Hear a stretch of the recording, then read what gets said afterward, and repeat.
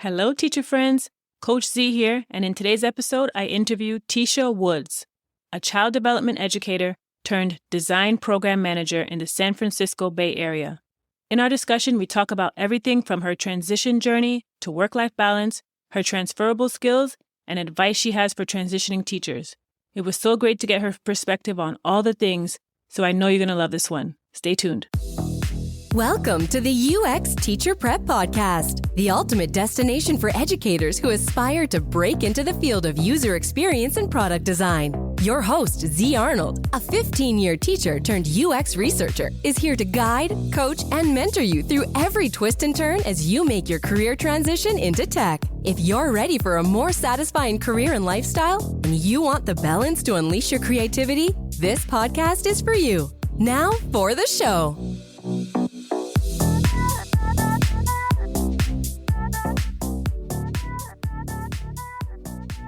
All right, Tisha, it's so great to have you on the show today, and I'm excited to learn about your journey to UX. How are you?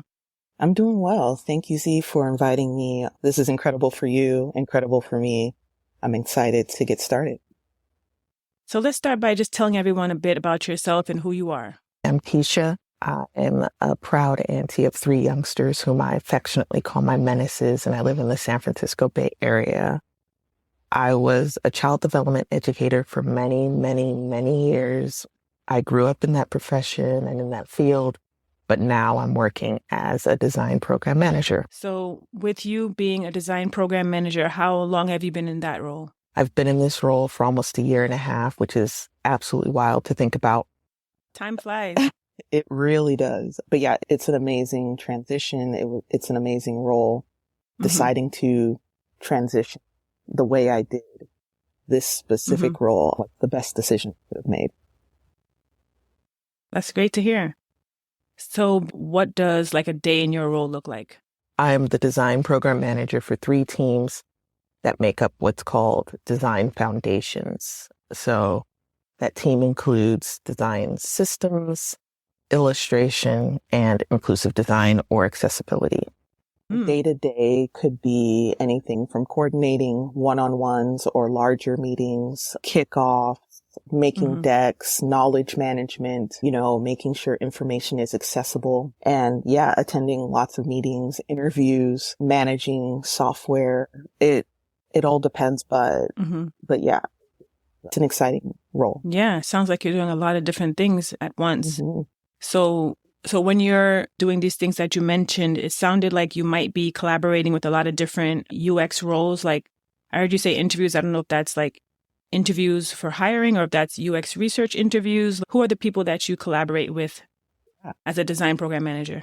Given the Design Foundations team is a central role whose work impacts the entire organization, I could be collaborating with other designers, product managers, product marketing managers, executive leadership. It covers pretty much every role in the organization, which is exciting.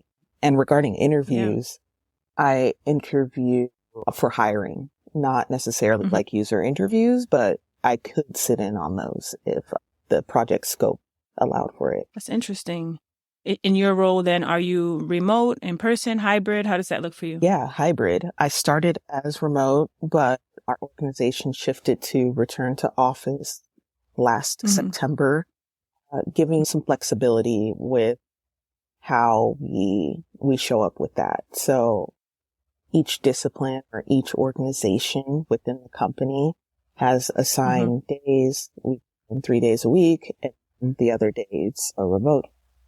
Okay, well, it's nice that you have that flexibility. I know a lot of teachers talk about wanting to kind of lessen the burden of burnout and kind of wanting to have that option to work from home, or even have that hybrid option where they can go in some days and stay home some days. So it's good to know you have that kind of flexibility. As you know, my job as a UX researcher, I'm just fully remote, but we do have office that I could go into if I wanted to, but it's not mandatory for me. Yeah, it's an interesting shift to go from being in the class every day, all day with all that like environmental stimulation, and then to have that choice. It's really good to have that flexibility and to be mindful of your own personhood and You know, it's really cool. Yeah.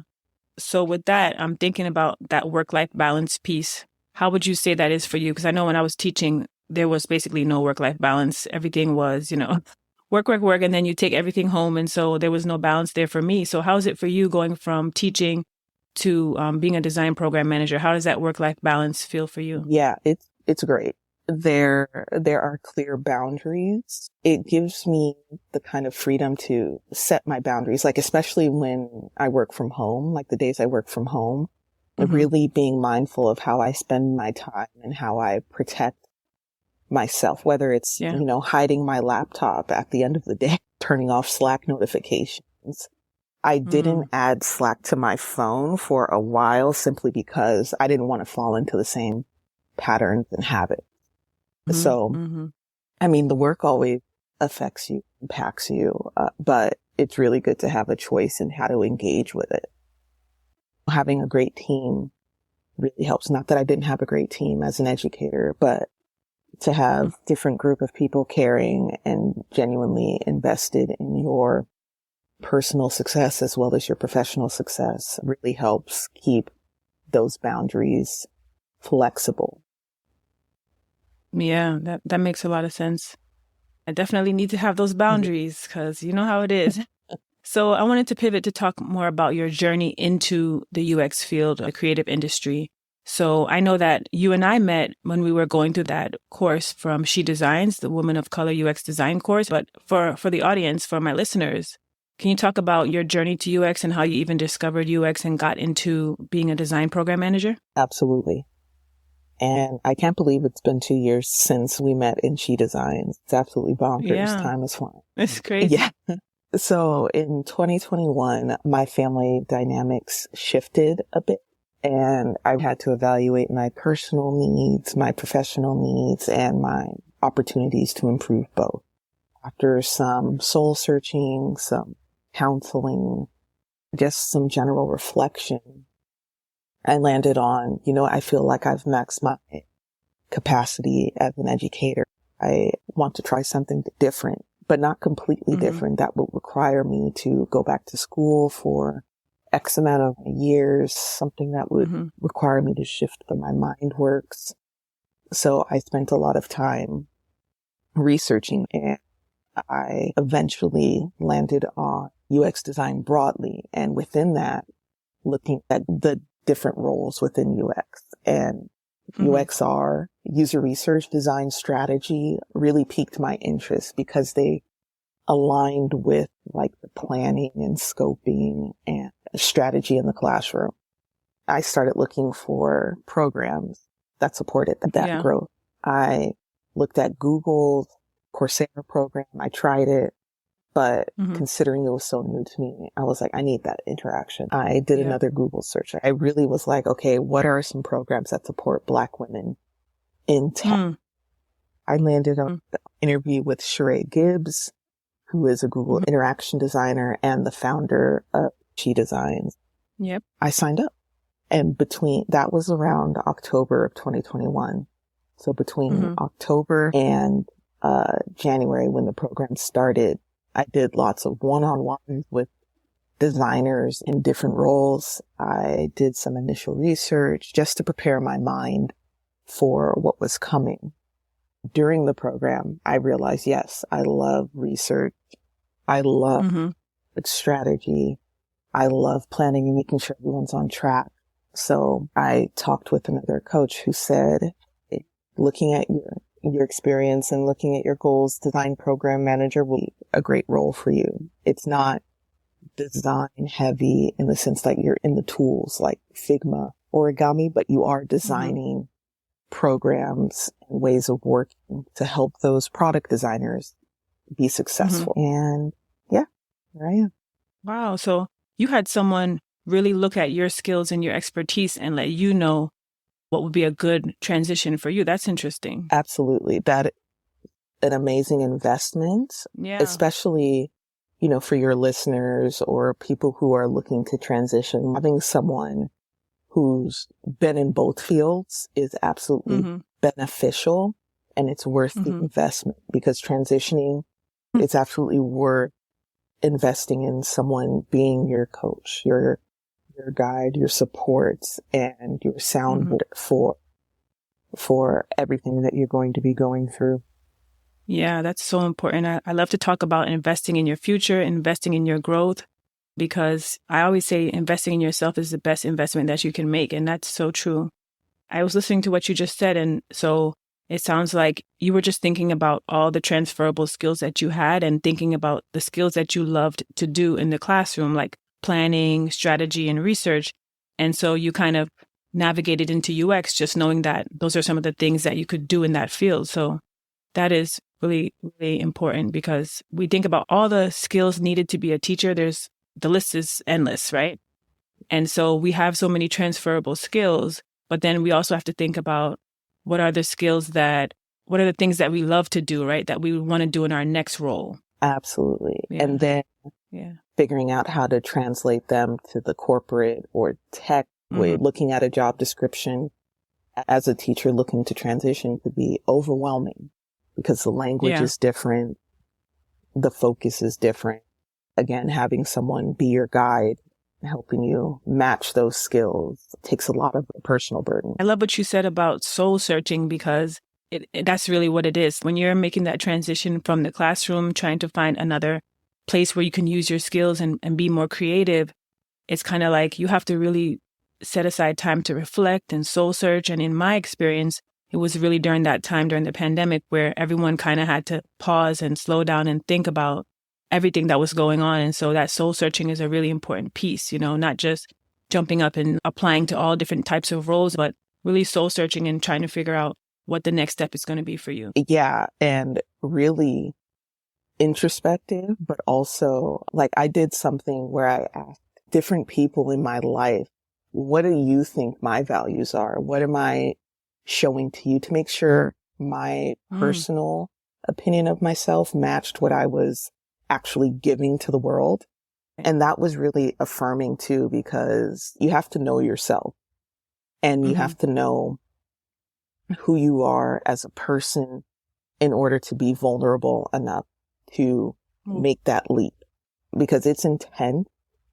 It can be scary because change is scary, but having those grounders of so-and-so recognized this in me, I recognize the same thing in me, really helps kind of like develop that confidence as you move forward.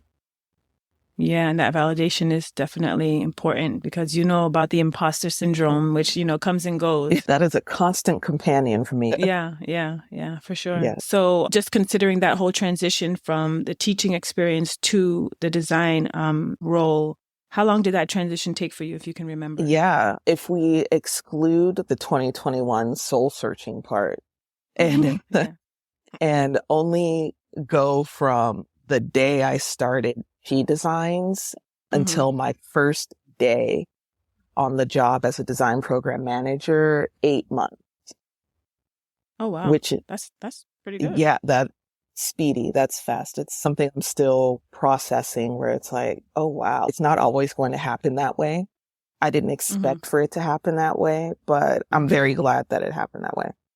Yeah, for me, my transition took about 5 months, and you have people in different places, LinkedIn and such, who are transitioning, who some can't imagine that it would be so quick, but you really have to put in a lot of work. And when we were in that course, the homework, the assignments, the final exam, it's a lot of work you have to put in after work hours, at night, weekends, to make sure that you have everything you need to really make that transition as quickly as you need to for your own timeline. Yeah, it can't be a wake up one day and say, I need to get out. I mean, it can be. That's totally fine. But really having the time to, like you said, set your own timeline, manage your own expectations and frustrations is huge. It makes the transition more bearable if you're expecting something to happen like instantly with zero prep, zero work. It's not happening. I mean, think about the journey to becoming an educator. Right. Yeah. So it's really about planning, having that roadmap for yourself. And like you said, strategy. It's all about strategy. You talked about the transferable skills that you were trying to kind of match to your new roles. Based on what you're doing right now, what are some connections between the things you were doing in teaching and the things that you're doing in your design program manager role? If you think about a program as a classroom, you have overall goals, overall metrics, and then individually there are projects. The projects are the students, finding ways to make those projects successful. And then you have check-ins, which could be like the report card sessions, or in the design world, it could be retros, finding those similarities. They don't quite align, like no one's being graded necessarily. The programs aren't fixed, like there are intended outcomes, there are expected outcomes, but things happen. So you have to adjust and iterate. So I feel like, yes, considering a program as a specific classroom or a specific course is the best, not necessarily analogy, but comparison.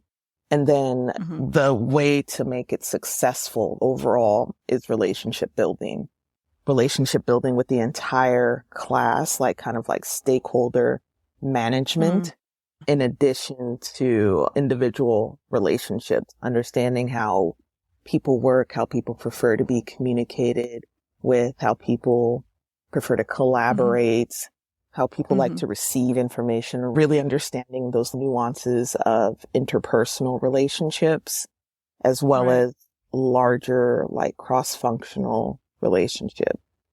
Those are huge parallels. So you mentioned the retro, and I'm thinking, if listeners don't know what a retro is, what does that mean? Yeah, a retrospective is a time to come together as a team and talk about what worked, what could improve, what could be different, and ways to move forward. It can happen in 30 minutes. It could be a week-long discussion.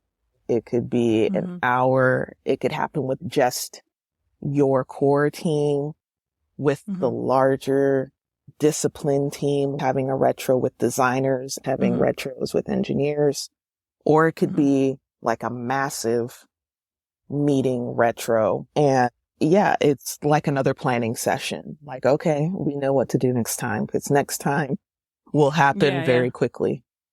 A lot of times my listeners, they don't necessarily know all the UX language, so I want to make sure they understand. So it's basically like a debrief, and then you talk about next steps. Absolutely. Yeah.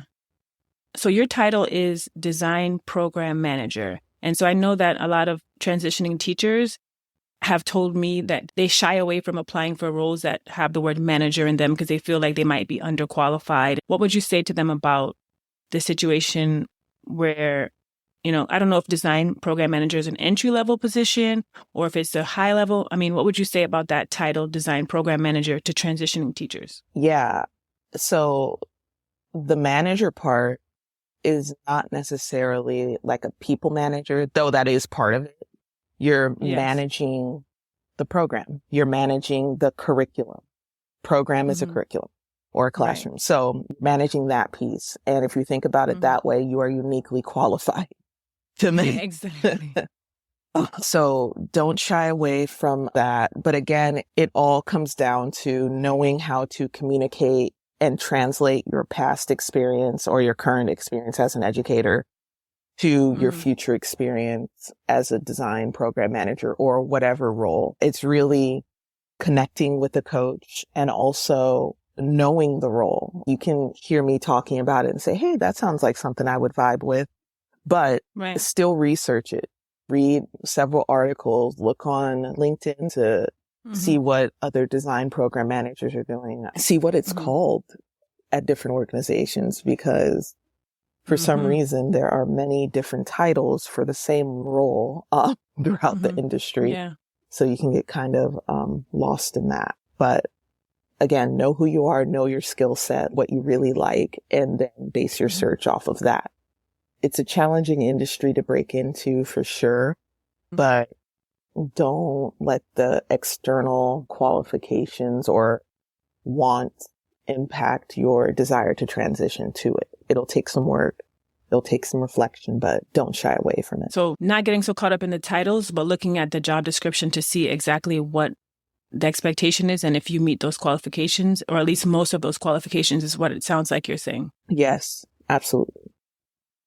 Great information. So off the top of your head, do you know another name that they would use for design program manager in another organization? Design operations manager, design ops manager, design producer. Mm-hmm.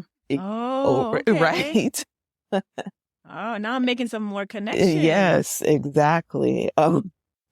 Because in my organization, it would be design operations manager and also design producer. Oh, there you go. Okay. Yeah. Oh, that's interesting. So different names across. I mean, the same thing for UX research. You can be called a user researcher. You could be called a design researcher.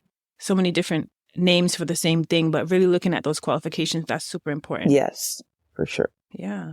So the last question I wanted to ask you is just overall, if you could send one message to teachers who are transitioning careers or thinking about leaving the classroom, what would that message be? And I know you gave a lot of good things throughout the whole session, but if there's any final things that you wanted to add. Yeah, you got this. Like, ooh, I love that. You put in the work to educate our children. And this is a major step to say, hey, I want to try something different. That is huge. And then I'll add another piece to it is give yourself grace because it's going to challenge you at every point. It's going to challenge you in the initial phase. It's going to challenge you in the interview phase. It's going to challenge you when you're in the role. So yeah, give yourself some grace and you got this. Yeah, I love that advice. Just like teaching, right? Just like teaching in the classroom, every day you're challenged left, right, and every day there's something else that you have to, put out a fire or finish something or take care of something. In the same way, teachers are so flexible and they're so resilient and they just can adapt very quickly. So just using those same skills as you go through that job search process, that's important. So I really love that piece of advice that you gave. Yeah. And you remind me of the growth mindset, like generally, yes, keep growth mindset at the forefront of everything. Yeah. Oh, that was good. That was good. All right. Tisha, it was so great to have you on the show today and to learn about your career transition. So I just wanted to ask, how can people reach you if they want to connect? You can check me out on LinkedIn. That is the only social media I am on. I am very happy to set up chats, talk in DMs, via email. Happy to be a resource for transitioning teachers. Oh, awesome. And so it's Tisha Woods on LinkedIn. Yes. And I'll put that information in the show notes as well. All right. Thank you, Z. You're welcome. And thanks so much for being here. And we'll talk soon. Yes. Thank you so much. Thanks so much for tuning in. If you like this podcast, hit follow and scroll down to leave a 5-star rating. Then share it with a friend. If you're looking for resources to help you on your tech transition journey, head over to uxteacherprep.com. Follow us on LinkedIn and Instagram at uxteacherprep for daily tips and motivation. Have a topic you'd like to hear addressed on the show? Send us a DM on Instagram. If you're listening on YouTube, like, subscribe, and share. Until next time, be well.